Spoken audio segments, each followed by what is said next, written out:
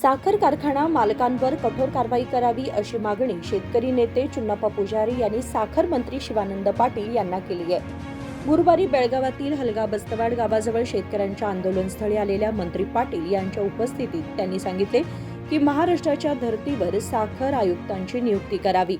कर्नाटक राज्य रೈತ ಸಂಘಕ್ಕೆ ಹಸಿರು ಸೇನೆಗೆ ಹೋರಾಟಕ್ಕೆ ರೈತ ಚಳವಳಿಗೆ ಜೈ ಜವಾನ್ ಈ ಹೋರಾಟ ಯಾತಕ್ಕಾಗಿ ಹೋರಾಟ ಕರ್ನಾಟಕ ರಾಜ್ಯ ರೈತ ಸಂಘಕ್ಕೆ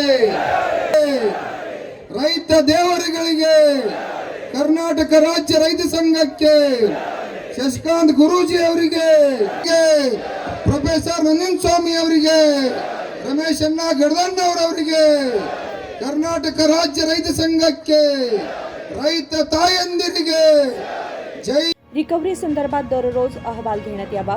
साखर मंत्री वाघासारखे वागले तर काम नक्कीच होईल। साखर विभागाकडून हे सर्व लागू व्हायला हवे असे त्यांनी स्पष्ट केले।